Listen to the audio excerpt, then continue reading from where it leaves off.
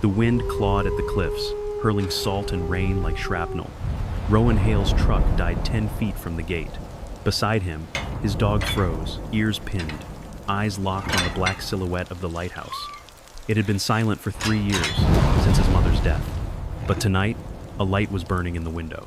When Rowan forced the gate, the air itself seemed to hum, deep and rhythmic, like something alive beneath the ground. Then Kiri growled, low and steady, and through the static of the storm came a whisper, "Keep the light, or it keeps you." Morning never really arrived on the coast, just a thinning of gray. The storm had limped inland, leaving the air thick with iodine and ghosts. Rowan Hale stepped outside the keeper's house, mug in hand, boots sinking into the sponge of moss and old salt. The lighthouse towered above him, ribs of iron bleeding rust down its spine. Every window was blind except one, where a weak bulb still glowed. Kiri trotted ahead, tail level, paws whispering against the whetstone path. She stopped at the railing, nose lifted to the wind that came off the Atlantic. Even here, miles from anything resembling a city, there was noise, faint hums beneath the surf, like wires singing. Rowan caught himself listening, though he told himself it was only tide echo. He hadn't wanted to come back. But when the estate lawyer called when they said Lighthouse property must be vacated or transferred, he'd driven north without thinking. The plan was simple. Box her things, sign the sale papers, leave before the past noticed him. Now, looking at the peeling white walls and the lifeless fog bell, the plan felt thin. He turned as Kiri barked once, short and sharp. She was pawing at the base of the railing, where the metal pipe ran down into the cliff. A low hum vibrated there again, real, physical. "Not now," Rowan said. "We're not doing this again." The dog ignored him. Inside, the kitchen smelled faintly of lemon polish and cold steel. His mother had kept everything ordered, even when her memory had begun to scatter. A ledger sat open on the counter, pages warped by sea air. Neat handwriting tracked tides and weather. Every few pages, a gap a day skipped, a storm unrecorded. Rowan traced one of those gaps with his thumb. He remembered those nights, how the radio would crackle, how she'd shush him, saying she had to keep listening. He poured more coffee, black as the sea beyond the pane. The town below the cliffs used to feel like home. Now it was a place of sidelong glances and unspoken pity. They still remembered the boy who went to war and came back half there, the one who froze when his squad needed him, the one whose dog seemed to understand silence better than people did. "Guess it's you and me again," he muttered.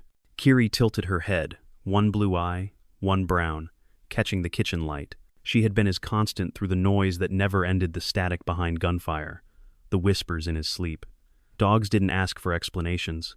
They just watched, decided, acted. He envied that. He gathered a few items from the table, rusted keys, tide charts, and an envelope with his name written in his mother's slanted hand. No return address. Postmarked 2 days before she died. Rowan hesitated, thumb under the flap. Then he slid it into his jacket pocket, unopened. Outside, gulls shrieked against the wind, circling something in the surf. He squinted toward the horizon. The sea had that heavy, metallic color that warned of another front building far offshore. He checked his watch. Its second hand ticked unevenly, corroded by years of salt. 36 hours until the next nor'easter hit. That was the window. Clean, pack, leave. But the chime under the eave rang again, 3 slow notes, one short.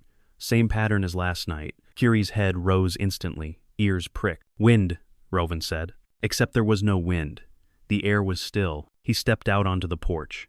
The horizon flickered with sheet lightning miles away, and for just a heartbeat, the sea flashed silver, revealing something half buried in the rocks below the cliff. A steel buoy, dented, tangled in kelp, pulsing faintly with red light. Kiri whined.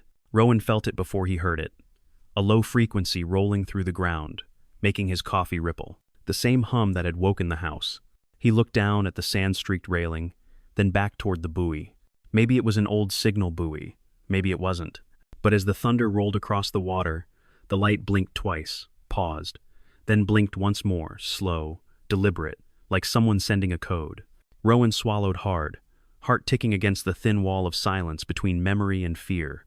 "Whatever that is," he whispered, "it's not the sea." By noon, the fog had thinned into a pale gauze that clung to the waterline. Rowan drove down the coastal road toward town, the truck's wipers squealing against salt crust. The place looked smaller than he remembered boats tarped, windows shuttered. The old cannery long collapsed into its own shadow. The diner still stood, though the same chipped sign, May's breakfast and bait. He parked out front. Kiri hopped out first, stretching, sniffing at the air like she owned it. Inside, the bell above the door gave a flat jingle. The smell of grease, coffee, and wet wool hit him all at once. A few heads turned faces he almost recognized, faces that almost remembered him. May herself, wiry and sunburned, looked up from behind the counter. "Well, I'll be damned. Rowan Hale. Thought you'd forgotten this stretch of coast," he offered, half a smile. "Trying to remember if I should have." She poured him coffee without asking, same as always. "Heard you're settling the estate. Just cleaning it out," he said. "Few days, maybe less." May's gaze softened. "Your mother kept that light burning when no one else would. Didn't even trust the Coast Guard's new system. Said the old beam had a better soul." Rowan sipped his coffee, eyes fixed on the rain-streaked window. Outside, Kiri waited by the truck, tail still, watching the bay. May followed his stare. "Good dog. The best," he said quietly. A man at the far booth cleared his throat. "You'll want to be careful up there, Hale." Rowan turned. The man wore a county surveyor's jacket, fresh from the printer, not yet weathered. Clipboard, badge, too polished for this town. "Why's that?"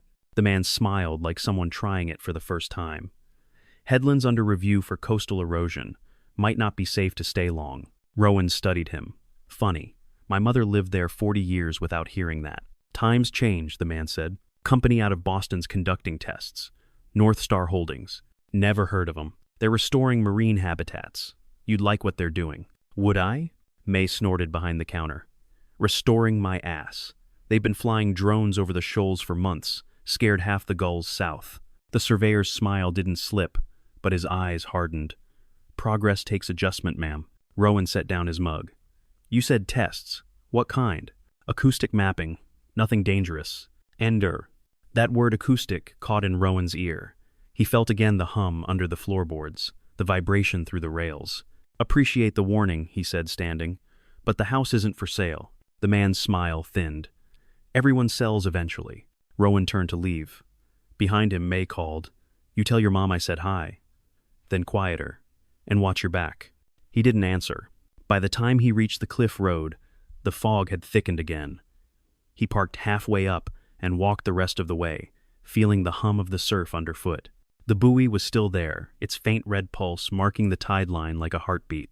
Kiri went ahead, sniffing the path, fur slicked with mist. She stopped near the edge and gave a low bark. Something metallic gleamed between the rocks, a torn piece of hull plating, maybe, or part of an old sonar rig. He crouched. Stenciled letters, barely visible beneath the rust. North Star, divided by Test Area 04. Rowan exhaled, slow. "Acoustic mapping," he murmured. Kiri nosed the metal, ears flat. The plate vibrated faintly beneath his glove. Not with the wind, something internal, rhythmic. "Let's go," he said, though his voice came out thinner than he meant. Back inside, he spread the documents from the kitchen table. Tax notice, heritage grant, condemnation clause, all stamped with the same nonprofit seal. North Star Coastal Restoration Initiative. Same company, same word, restoration. He opened the ledger again, tracing the empty storm dates. One notation caught his eye. Array active, divided by interference high. Beside it, a pencil line, 2 dashes, a pause, 1 dash. Morse. He'd learned it years ago in the service. NAI. Not complete, but enough to make him frown. His mother had been many things meticulous, stubborn, but never cryptic, unless she wanted something found only by someone who knew how to listen. He pushed back from the table, stood by the window. The storm line on the horizon had darkened again, 30 hours, maybe less. Kiri settled by his feet, head on her paws, tail twitching in her sleep. Even resting, her ears moved, tracking some silent frequency in the bones of the house. Rowan looked down at her. "What do you hear that I can't?" She didn't stir. The only answer was the faint click of metal cooling inside the wall then, a whisper through the static of the wind chime. 3, slow. 1, short. Same rhythm. But this time, a second chime joined in from farther down the cliffs. Another house. Or something beneath them. He turned sharply, scanning the coastline through the fogged glass. The sound repeated, fainter now, carried by the wind. Kiri was already up, tail rigid, facing the door. Rowan grabbed his jacket. "All right," he said under his breath. "Let's find out who else is listening." The fog rolled back in by dusk, thick enough to swallow the horizon. Rowan's breath ghosted in the beam of his flashlight as he crossed the yard toward the generator shed. The power had flickered twice, already enough to make the old radio click alive for a heartbeat, then die again. Kiri padded beside him, silent except for the faint jingle of her collar tag. She stopped halfway down the path, ears pricked, tail stiff. "What now?" Rowan whispered. A tremor ran through the ground, subtle but distinct, like a truck passing far underground. Then came that low hum again, steady, mechanical, too measured to be nature. It rose through the soles of his boots. He crouched by the hatch leading to the breaker basement. The lock was corroded but open, cold air breathed out, damp and metallic. He clicked on the flashlight and descended. Water glistened along the steps. The smell was of copper and salt old circuits, old storms. "Kiri, stay," he murmured. The dog ignored him, pacing a tight circle at the top of the stairs, whining low. Halfway down, his beam caught on a wall of conduit bundles of cable snaking into a steel junction box. The lid was newer than the rest of the hardware, the screws too clean. Someone had been here recently. He wiped away grime. Stamped across the panel were the words, "Property of North Star Research." Rowan's pulse hitched. He unscrewed the cover. Inside, spools of magnetic tape looped through real housings, their motors barely turning, powered by a small backup cell. The air hummed with that same deep note he'd felt under the floorboards. A hydrophone array, wired straight into the cliffs. His mother hadn't been listening to ghosts. She'd been recording the ocean itself. He leaned closer. Each reel was labeled by date and tide code, her tidy handwriting still legible. He reached for the oldest one, but the newest 2 months before her death had a red strip across the label. Alma Ray divided by Storm 12. He remembered that name. A trawler that went missing 5 years ago. They'd said all hands lost. Rowan fed the tape into the player. The reels spun, slow at first, then steady. Static filled the space, white hiss, wind, rain. He turned up the gain. Beneath it came voices. "Alma Ray to tower. Visibility ill. A pause. Copy that, Alma. Recommend holding position." The next voice wasn't his mother's. It was male, firm, too calm for a storm. "Negative. Continue sweep. Proceed to quadrant 9. Authorization Pike." Rowan froze. Pike. Then came shouting, a burst of feedback, a final scream swallowed by static. The reel clicked to an end. Kiri barked sharply from the top of the stairs. Rowan ejected the tape, hands shaking. Authorization Pike. The same name the harbor chief had mentioned months before his retirement. He stared at the steel casing, its faint hum filling the silence. This wasn't just research. It was surveillance. Someone had used the lighthouse as a listening post, and his mother had been the last witness to what it caught. He climbed back up. The fog outside glowed faintly red. The buoy's pulse below the cliff had quickened. Kiri trotted ahead, fur bristling. She stopped at the edge of the yard, facing the dark sea, and growled. Across the water, a light blinked twice, pause once. Same pattern, same code. Rowan whispered, "Who are you signaling?" A flicker of movement drew his eye. A drone drifted through the mist, its lens fixed on him. It hovered for a beat, then darted away toward the harbor. He exhaled, heart thudding. North Star hadn't just found the vault, they were watching it. Inside again, he laid the reels across the table. The house ticked with cooling pipes. Outside, the chimes struck its strange rhythm. He found his mother's notebook and flipped through until he reached the same date. In the margin she'd written, "If heard, keep light-proof in tide." He frowned. Proof in tide? He turned to the window, watching waves surge against the rocks. The rhythm of the breakers matched the pattern on the tape, 3 long, 1 short. Not random, deliberate. He could almost see her, years ago, listening through these same walls, realizing what she'd captured and knowing someone would come to erase it. His phone buzzed on the counter. Unknown number. He hesitated, then answered. A woman's voice, crisp and practiced. "Mr. Hale? Veronica Pike. I represent North Star Holdings. I understand you're occupying the Lighthouse property. I'd like to discuss a transfer before the storm complicates things." Rowan's hand tightened around the phone. "You've got some nerve calling this late. Our engineers are concerned about your safety," she said smoothly. "That headland's unstable. I can have a crew out there within the hour to..." He cut her off. You already have. I just found their equipment under my floor. A pause. Then, Mr. Hale, whatever you believe you've found, it's proprietary. I'd advise you not to tamper with it. The line clicked dead. Rowan stared at the phone, jaw set. Kiri barked again, this time toward the door. Headlights slashed across the windows. A vehicle idled at the gate. He killed the lamp and moved to the window. A black SUV. 2 figures inside. No plates. He whispered, "Guess they didn't like that call." He unplugged the main breaker, plunging the house into darkness. The reels gleamed faintly in the glow of the flashlight. He gathered the newest one and slipped it into a pelican case.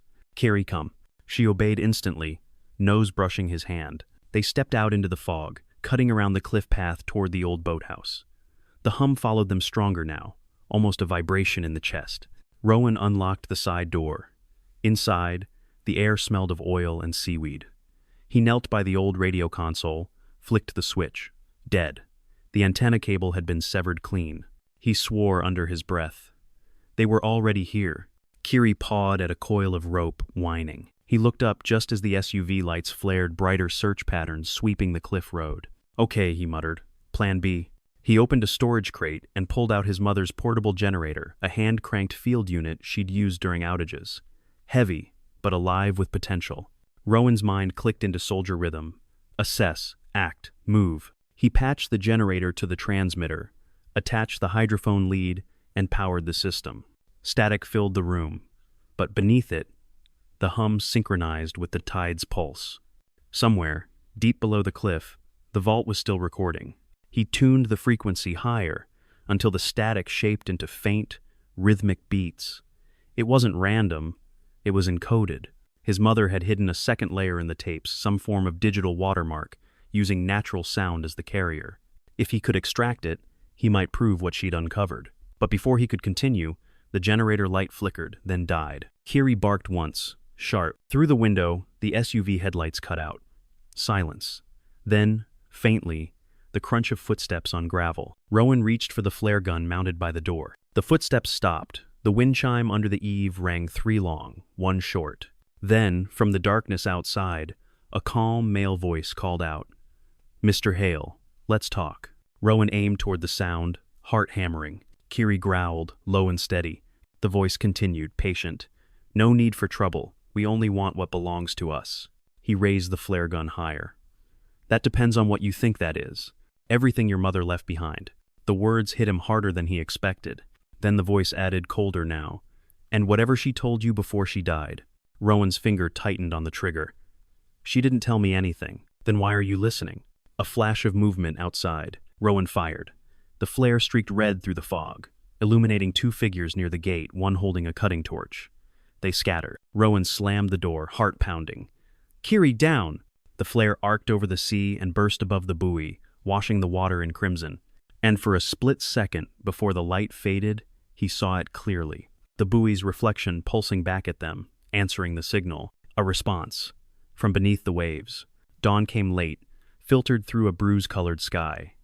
The storm eye hadn't reached them yet, but the wind carried its warning, a low, continuous moan through the cliffs. Rowan hadn't slept. He sat at the kitchen table, headphones over his ears, the pelican case open beside a half-empty mug of cold coffee. The reel labeled Alma Ray, divided by Storm 12, spun slowly on the deck. Each rotation bled out a whisper of the sea. He adjusted the dials until the hiss flattened into something intelligible, 3 bass pulses, then a faint metallic scrape. Beneath that, a modulation he hadn't heard before, almost human speech buried under pressure. Kiri paced in slow circles, nails clicking on the floor. Every time the hidden tone deepened, she flinched. "It's not just noise, girl," he murmured. "It's a pattern." He grabbed a pen and sketched waveforms across a notepad. The troughs formed deliberate spacing, long, short, short, long. Morse again. He translated automatically. H-A-I-L. Hail. Like the word on the spliced reel, hail divided by hail. His mother's handwriting flashed in his mind. If heard, keep light proof in tide. The pieces were connecting, but backward. He opened the second case, the reel he'd pulled from the vault at random last night. Its tag read Test Array 04 divided by Cal. He threaded it in. Immediately, the speakers filled with clean sonar pings, evenly spaced, scientific, routine. Then, at minute 9, Something else rode the echo, a faint return ping answering out of sequence. Rowan sat forward. That's not reflection, that's transmission. He recorded the section on his phone, ran it through a frequency app. The graph displayed a repeating subtone at 32 Hz, way below human speech, but not random. The buoy outside blinked in perfect time with it. He exhaled. You're still talking to something. A knock startled him. 3 quick raps. Pause. 1. Same rhythm. He slipped the headphones off and reached for the flare gun again. Easy, a voice said through the door. It's May. He cracked the latch. The old woman stood wrapped in a yellow slicker, holding a thermos. Her expression mixed worry with the kind of stubbornness coastal people were born with. You look like hell, she said. Heard noises up here last night. Figured coffee's safer than prayers. Rowan let her in, lowering the weapon. You shouldn't have come. Half the town's buzzing. Said county trucks went by before dawn. Black ones, no markings. She poured 2 cups, eyes narrowing at the reels on the table. Your mom used to play those same tapes while we knitted nets. Drove me crazy. She ever tell you what she was recording? May shook her head. Said it helped her listen right, whatever that meant. Rowan hesitated. Did you ever hear of a trawler called Alma Ray? May froze halfway to a sip. My brother shipped on her, 5 years ago. Never came back. He slid the notepad toward her. The word hail scrawled across it. That name mean anything? Her eyes widened. That was their call and response. Boat to tower, tower to boat. Hail divided by hail. Why? Rowan exhaled slowly. Because the last thing on this tape is someone giving an order to cut your brother loose. Silence filled the room. Outside, the sea pounded the rocks. May set the cup down with shaking hands. You're saying somebody heard that and covered it? I'm saying my mother recorded it, and North Star's trying to erase it. May's voice steadied. Then you need to copy those reels before they do. I tried. Power's unstable? They severed the line. Then use the foghorn cable, she said, matter of fact. Run straight to the harbor tower. Your mom had me splice it years back, said it carried farther than radio. He blinked. That still works? Unless they cut the cliff road. Which they might. Kiri barked once, sharp, toward the window. Another drone drifted above the bluff, its lens glinting.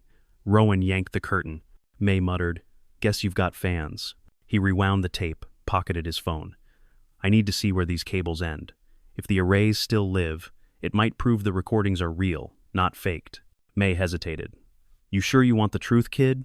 I spent 40 years here. Truth and tide come in together, both of them take what they want. Rowan glanced at Kiri, then back at her. I need to know why she kept listening. The path to the cliffs was slick, the sea rising with the barometer's drop.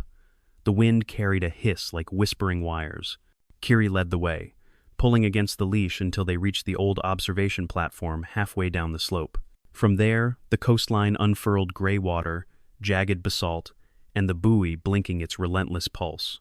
Rowan crouched by the railing. The hum vibrated up through the metal like a living heartbeat.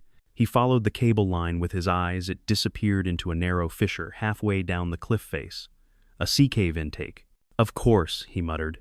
She ran the mics through the blowhole caves. Kiri barked once, as if confirming. May leaned on her cane. Storm'll seal those tunnels by nightfall. Then I go now. She grabbed his sleeve. Rowan, wait. But he was already looping a safety line through the post, checking his harness with the ease of muscle memory. You can't outrun the tide, she warned. I don't have to outrun it, he said. Just listen before it drowns everything.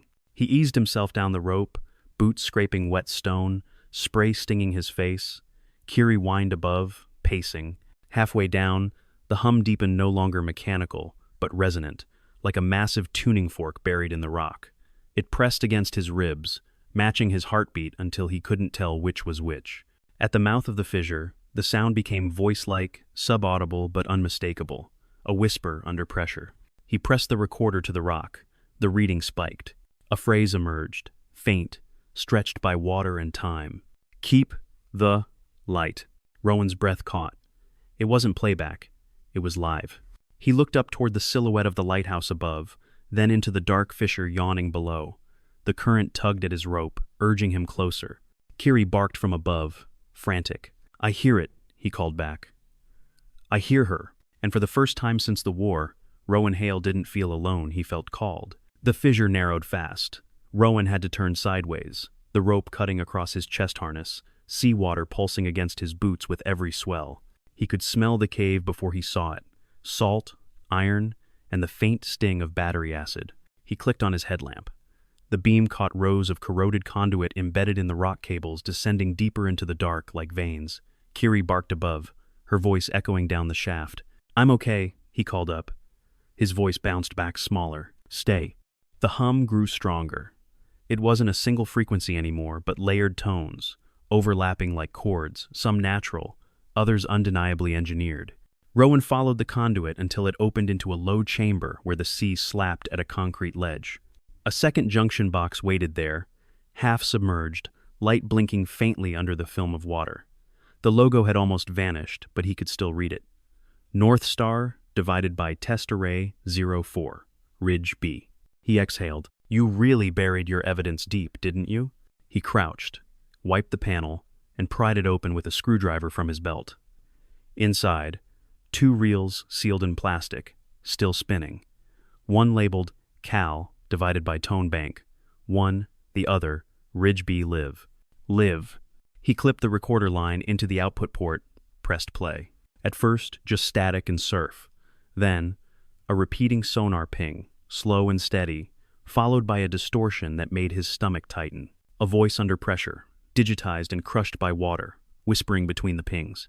Not words exactly, more like fragments warped by compression. Authorization, Pike, sequence hold. Rowan's mouth went dry. The same voice from the Alma Ray tape. He hit record. The cave shook slightly. An undercurrent surged against his boots. He steadied himself with one hand on the wall.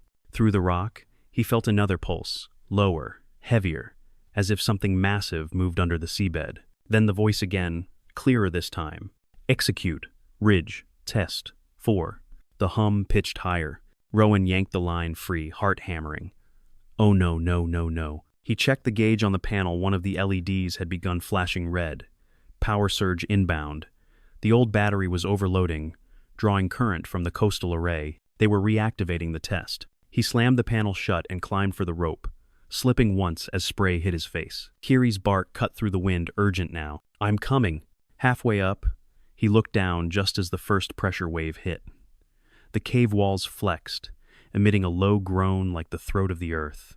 A geyser of foam exploded from the fissure mouth, drenching him head to toe. The sound was deafening. When he reached the top, Kiri lunged forward, teeth gripping his sleeve to drag him clear of the spray zone. The ground trembled again, a rolling vibration that made the lighthouse above creak in protest. Rowan lay on the wet grass, gasping. "They just ran another array test," he said aloud, voice shaking. "They're covering their tracks." Kiri whined, pressing her muzzle against his shoulder. He looked back toward the sea. The buoy's red pulse had gone dark. The hum was gone, too replaced by an eerie, absolute silence. Then, slowly, a new sound crept in. The distant wail of a siren from the town below. Back in the kitchen, he spread the wet schematics across the table, tracing the conduit routes with a pencil. The Ridge B line branched into 3 subnodes. One terminated beneath the lighthouse itself. The others ran south toward the harbor, toward North Star's floating lab platform. He muttered, "They're pulling data, not just destroying it." Kiri sat beside him, dripping onto the floor, her tail beating once against the leg of his chair. She'd carried something up in her mouth, a broken piece of circuit board, barnacle-crusted but recent. He turned it over in his palm, stamped faintly on the back. Veronica P., Field Sig. Rowan's pulse jumped. "Personal signature chip," he whispered. She was here. A car engine hummed up the road outside. He snapped off the lamp and peered through the curtain. A black SUV rolled to a stop at the gate again, headlights off this time. 2 silhouettes stepped out, same men from last night. Then, slowly, a new sound crept in. The distant wail of a siren from the town below. He grabbed the recorder and the chip, shoved them into his pocket. "Come on, girl." They slipped out through the back door, cutting across the ridge trail toward the Foghorn Tower. Wind bit at his face, carrying flecks of rain. Halfway up the path, he saw another figure ahead, someone waving a flashlight in slow arcs. For a heartbeat, he almost aimed the flare gun, until the light tilted to reveal May's yellow slicker. She shouted over the wind, "They're setting up down at the cove." Broadcast where? Every boat radio within 10 miles. The harbor's still awake, prepping for the storm. "You'll need power." I'll use the foghorn line. You said it reaches the tower, right? She nodded. Still runs through the old amplifier room, unless the surge fried it. Then I fix it. He started up the final stairway, the stones slick under his boots. Kiri climbed ahead, agile even on the narrow steps. Halfway up, another flash of red light flared behind them, the SUV headlights cutting through the fog again, closer this time. They're coming, May shouted. Keep moving, Rowan yelled back. They reached the upper platform. The foghorn tower loomed like a skeleton against the lightning. The old amplifier box hung open, its dials crusted with green oxide. He ripped out the corroded fuses, spliced the recorder line directly into the transformer, and began cranking the manual generator. The device groaned to life, gauges flickering. Static roared through the attached loudspeaker, followed by the same deep hum, the ghost frequency. But now, layered beneath it, came voices. Array B secure. Proceed with purge protocol. May's eyes went wide. They're talking live? He nodded. We're tapping their comms through the resonance band. Outside, the wind hit full force, bending the tower. Rain drove sideways, slashing across his face. He adjusted the microphone and hit record. This is Rowan Hale at Point Bell Lighthouse, he said into the mic. This transmission is live. North Star Holdings is reactivating sonar tests during storm conditions. I have proof on tape. May grabbed his arm. You're painting a target on yourself. Good. Maybe they'll stop aiming at everyone else. Kiri barked sharply once, twice. She faced the road, growling. Headlights speared through the fog again. Closer, faster. Rowan turned to May. Get to cover. If they reach the tower... I've got a flare, she interrupted, pulling one from her pocket. They won't see 10 feet ahead in this wind. Thunder cracked overhead. The tower shuddered. Rowan cranked the generator harder, breath ragged. The loudspeaker screamed feedback, then cleared. A voice broke through Veronica Pike herself. Mr. Hale, shut that down before you get hurt. He leaned into the mic. You already hurt enough people. Lightning split the sky. For a moment, her convoy was visible below 3 SUVs, headlights converging like predators on the cliff road. Rowan's voice was steady now. You want the tapes? Come and get them. He pulled the switch to record plus transmit. The foghorn wailed alive, carrying his words and the buried ghost frequency out across the entire bay. Rain hit like gravel. The foghorn's wail rolled down the cliffs, merging with the thunder until the whole headland seemed to scream. Rowan's transmission was live.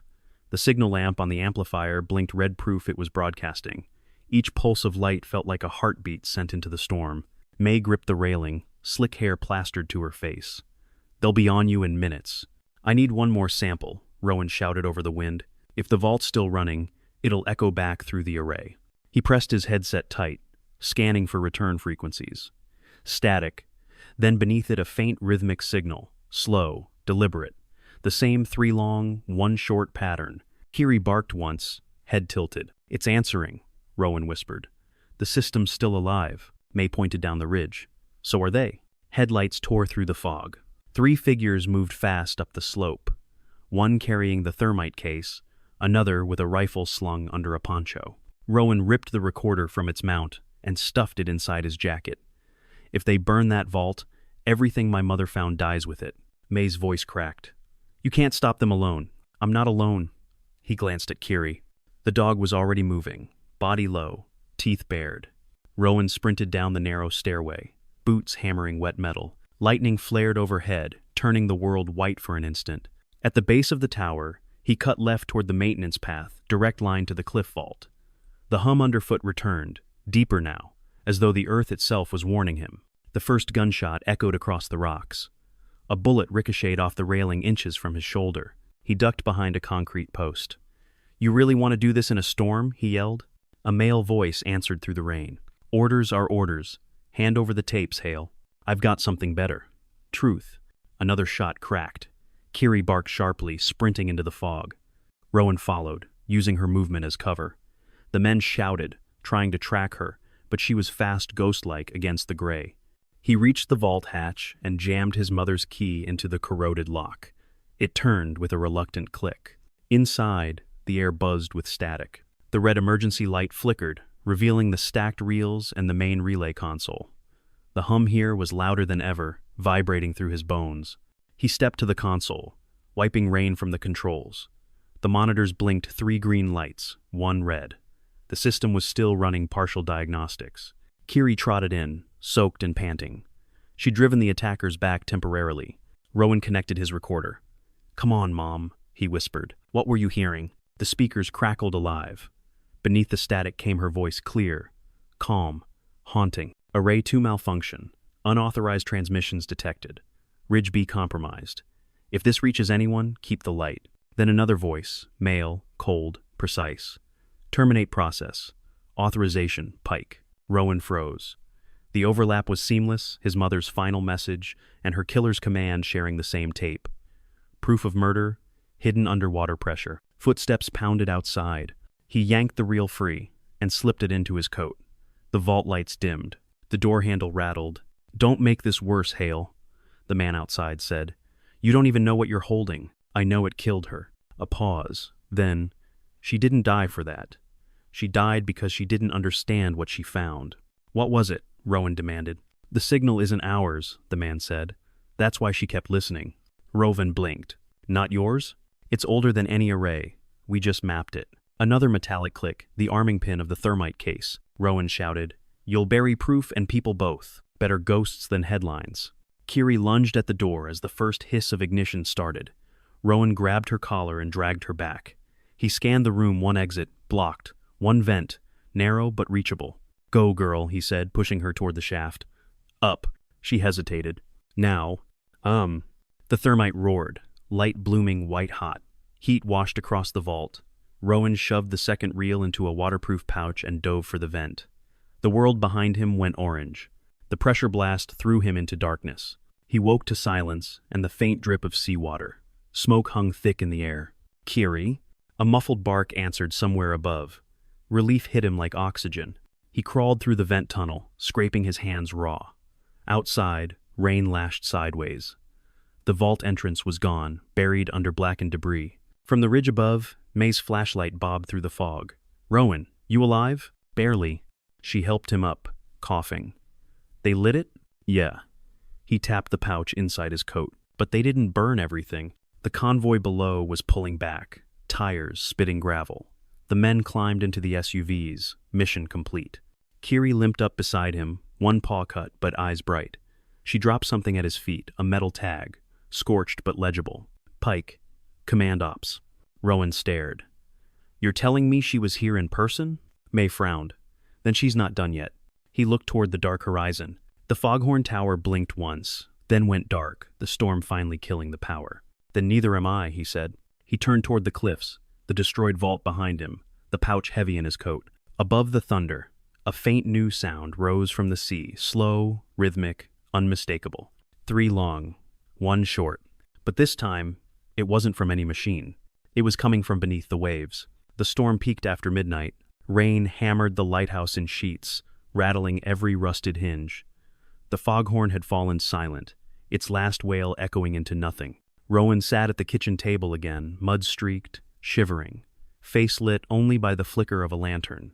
The pouch with the last surviving reel lay open beside his hands. Kiri rested her head on his knee, tail twitching every time thunder shook the walls. He turned the reel over and over. The label was smeared, but 3 words remained. Ridge B divided by test, divided by response. He whispered to himself. Response to what? He set the reel in the deck and powered the small hand-crank generator. The tape rolled with a sluggish hiss. Static swallowed the first minute, then faded into the familiar pulse, 3 long, 1 short. Then a silence that wasn't silence, like the ocean itself, was waiting. And then her voice. His mother's. "Rowan, if you're hearing this." He froze. They found it again.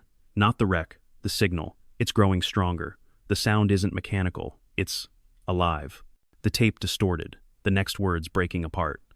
"If they restart Ridge B, it'll wake what's underneath." Rowan's throat tightened. "Mom." He heard the chair scrape under him, realized he'd stood up without thinking. Kiri whined, ears pressed flat. The recording continued, another voice fading in, male, panicked. "We can't shut it down." The storm peaked after midnight. Rain hammered the lighthouse in sheets, rattling every rusted hinge. The foghorn had fallen silent, its last wail echoing into nothing. Rowan sat at the kitchen table again, mud-streaked, shivering, face lit only by the flicker of a lantern. The pouch with the last surviving reel lay open beside his hands. Kiri rested her head on his knee, tail twitching every time thunder shook the walls. He turned the reel over and over. It's self-sustaining. Then the shriek of feedback. The reel spun to its end and clicked. Outside, lightning split the sky in a sheet of white. For one instant, Rowan saw the sea illuminated like glass, and beneath it, faint geometric patterns glowed across the seafloor. It wasn't reflection. It was light. He stumbled to the window. No! The pattern pulsed once, twice, then vanished into black. The hum returned low and omnipresent, deep enough to rattle glass. A pounding on the door. Rowan, May's voice urgent. He threw it open. The old woman looked half-drowned, rain streaming off her hood. "You need to see this," she gasped. They ran to the bluff. The storm tore at them, visibility near zero, but through the gaps in fog they could see the ocean boiling, circular ripples spreading outward from the old test buoy's coordinates. May shouted, "What is that?" Rowan squinted. "Something's moving under the ridge." "Aye." Lightning flashed again, illuminating something metallic, breaking the surface, an array tower, twisted and half-collapsed, forcing itself upward like a spine through flesh. He realized with a jolt it wasn't surfacing. It was being pushed up. From below. "My, get back." A thunderous crack rolled through the cliffs. The ground beneath them split, fissures racing toward the lighthouse foundation. Kiri barked furiously, her hackles raised. The hum became a roar, no longer rhythmic, but wild, chaotic. The light from below flared once more, then dimmed. Rowan yelled over the noise. They didn't just build the array on something, they built it over something. Asterisk. May clutched his arm. "What do we do?" He looked toward the radio mast, its top still faintly intact. "We send it all out, everything. The recordings, her voice, the proof, before the storm wipes it." "You'll need power," she shouted. "I've got the generator. Kiri, come." "Oh." They sprinted back toward the tower, water streaming down the stairs. The wind tore shingles from the roof. The beam above them groaned. Inside, the main floor shuddered as if breathing. Rowan slammed the door shut and jammed the heavy iron bolt. He dragged the field generator to the table and wired it to the recorder. May dropped the antenna lead through a cracked window. "It's now or never." He pressed the switch. The machine hummed weakly, lights flickering. The reels began to spin, her voice once again whispering through the static. "Keep the light." He layered it with the new signal feed, blending human and unknown frequencies into one transmission. The radio crackled alive. "This is Rowan Hale, Point Bell Lighthouse," he spoke into the mic. "If anyone can hear, North Star isn't restoring anything. They found something in the ridge. It's still alive." Static drowned the rest, but the output light blinked, transmitting. May gripped his shoulder. "It's going out." Thunder boomed. Then, from outside, came a sound not made by wind or sea, a long metallic groan, followed by a deep thud. The lighthouse trembled. "The cliff's going," Rowan said. He grabbed May's hand. "Downstairs now." They bolted for the stairwell. Kiri darted ahead, barking at the door. The floor split behind them, swallowing half the kitchen. They reached the base just as another lightning flash hit, illuminating the ridge through the open doorway where the sea had torn open a hole at the cliff base. A light shone from within, spiraling upward like breath. Rowan stopped, staring. "It's the source, the real one." May's voice trembled. "What if it's not done waking up?" He met her eyes. "Then we make sure someone's listening when it does." He turned the transmitter to maximum gain and hit the override. The generator screamed under load, sparks flying. The lighthouse beam flickered once, then burned white-hot, cutting through the fog like a sword. Kiri howled, a long, mournful sound that carried into the wind. And just as the first wave hit the rocks below, the recorder light turned green, transmission sent. The tower shuddered again. Glass exploded outward. May shielded her face as Rowan wrapped an arm around her.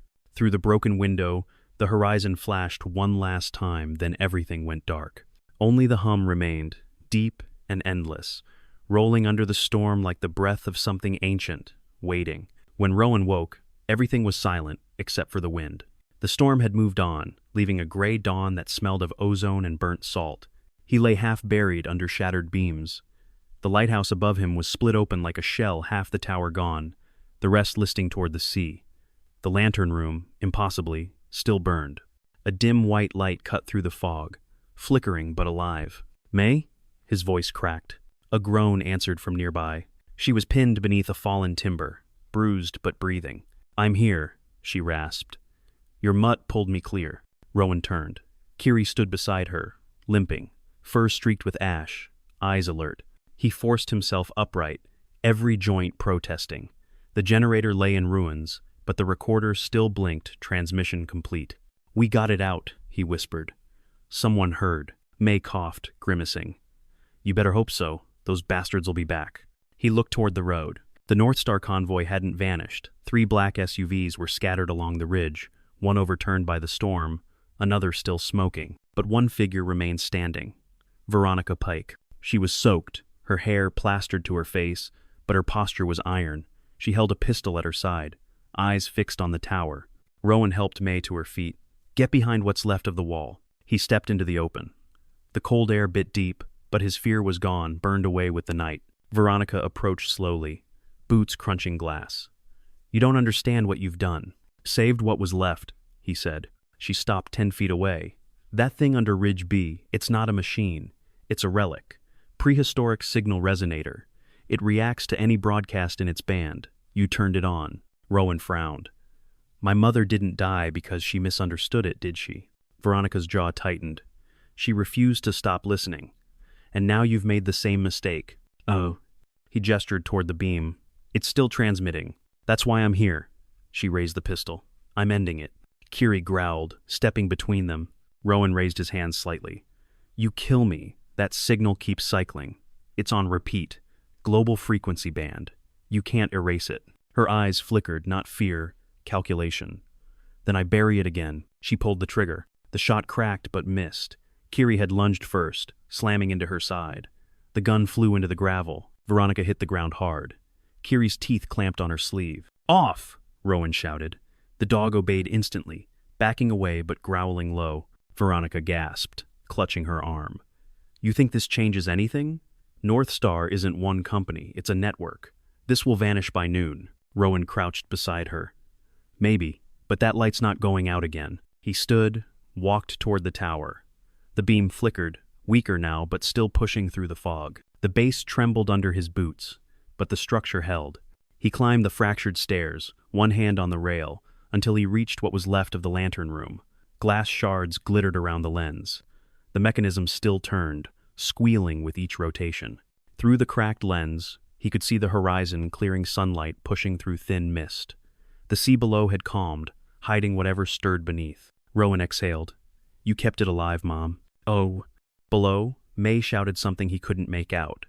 He turned in time to see Veronica crawling toward the fallen pistol. He slid down the last step, grabbed the weapon first, and tossed it into the surf.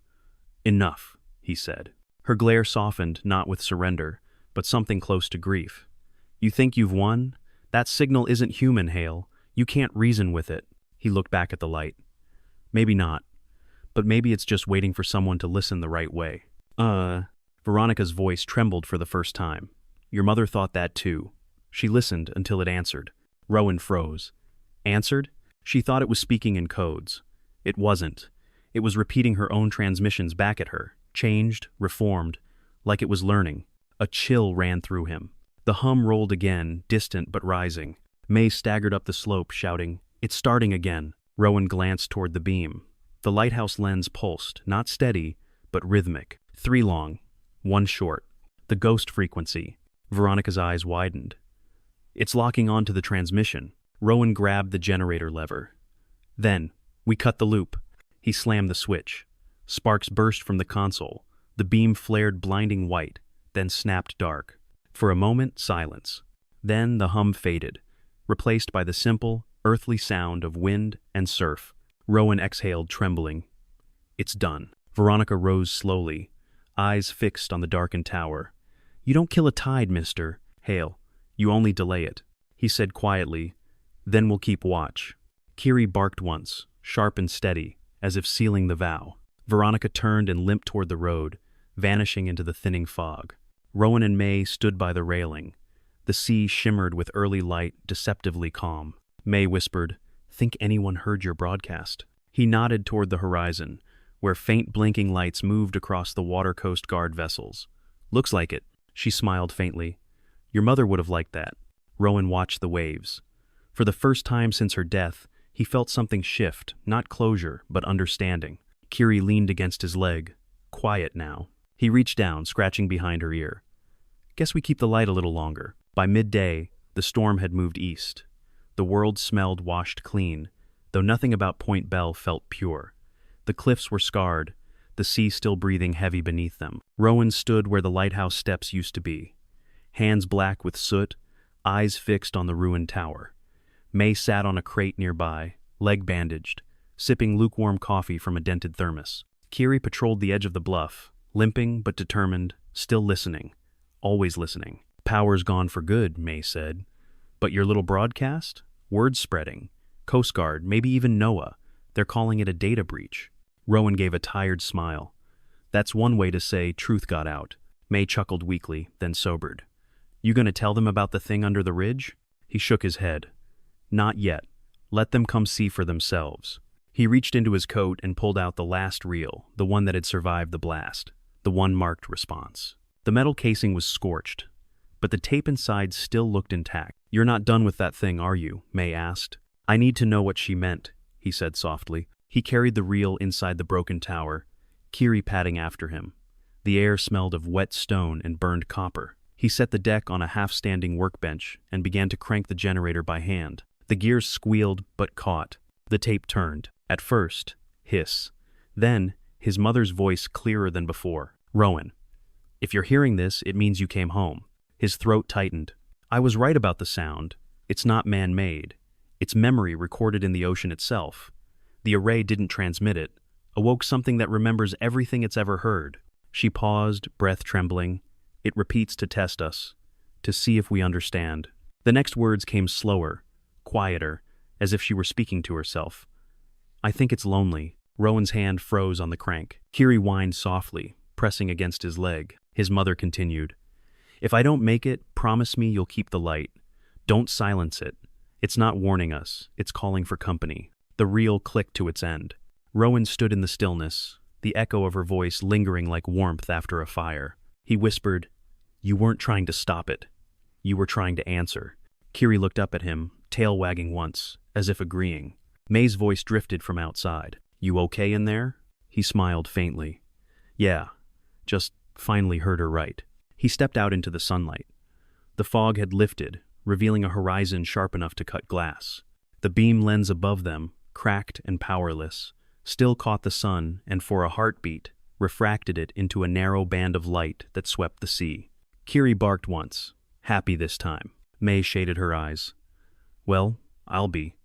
Guess the old girl's got one more signal left in her. Bull. Rowan watched the light fade, then reached down to scratch Kiri's neck. She always did. They stood there in silence, listening to the steady hiss of the tide. The hum was gone, but in its absence there was something gentler, like the ocean exhaling. For the first time in years, Rowan didn't hear static. He heard peace. That night, as the stars returned, he sat by the cliff edge, notebook open. He'd begun mapping what remained of the array network, marking each node the storm had unearthed. North Star might rebuild, but not here, not under his watch. Kiri lay beside him, nose tucked under her paw. When he looked up, the sea was calm mirrored glass under starlight. The faintest shimmer danced beneath the surface, distant but steady. A whisper brushed the wind, soft, harmonic, almost human. Rowan smiled. Kiri whined softly, pressing against his leg. His mother continued, If I don't make it, promise me you'll keep the light. Don't silence it. It's not warning us, it's calling for company. The reel clicked to its end. Rowan stood in the stillness, the echo of her voice lingering like warmth after a fire. He whispered, You weren't trying to stop it. You were trying to answer. Kiri looked up at him, tail wagging once, as if agreeing. May's voice drifted from outside. You okay in there? He smiled faintly. Yeah, just finally heard her right. He stepped out into the sunlight. The fog had lifted, revealing a horizon sharp enough to cut glass. The beam lens above them, cracked and powerless, still caught the sun and for a heartbeat, refracted it into a narrow band of light that swept the sea. Kiri barked once, happy this time. May shaded her eyes. Well, I'll be. Guess the old girl's got one more signal left in her. Message received. He closed the notebook, leaned back against the rocks, and let the sound fill the silence that once terrified him. Behind him, the tower half gone, half standing, glowed faintly with residual light, its fractured lens facing the horizon. 2 weeks later, the sea was calm again. The government crews came and went, surveying the wreck, measuring fault lines, asking more questions than they could answer. Official reports called it a localized subsidence event. Nothing about ghost frequencies, hidden vaults, or light that shone without power. Rowan let them write their reports. He had no interest in arguing. Some truths weren't meant for paper. He stayed. The tower's upper half was gone, but he rebuilt what he could. A new lantern housing, patched with salvaged glass and stubbornness.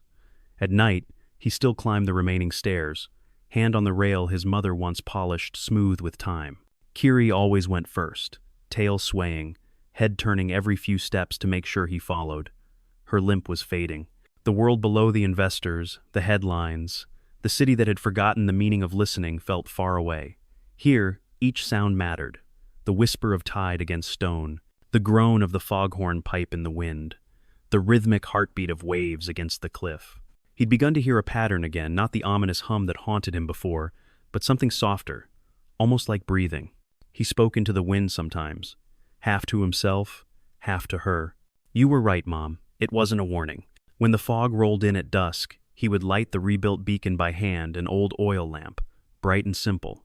It wasn't powerful, but it was steady. Kiri would sit beside him, watching the sea. Occasionally, she'd prick her ears and stare into the mist, as if waiting for an answer. Sometimes, it came. A single faint echo rolling up from the deep, gentle as a sigh. Rowan never recorded it. He didn't need to. Some signals were meant to be heard only once. He reached down, ruffling Kiri's fur. "We keep it, girl," just like she said. The wind caught the lantern flame, making it dance. The light stretched across the black water, a small, stubborn beam in a vast, indifferent sea. Somewhere beneath, the ocean stirred and answered back not in words, but in rhythm. 3 long, 1 short. Rowan smiled. He no longer feared the sound. Final image, cinematic closing shot. The camera drifts upward. Away from the cliff, Rowan and Kiri, 2 small figures beside the broken tower. The lantern's glow flickering against the endless gray sea. The wind carries a whisper through the static of the waves. "Keep the light. Fade to black. End."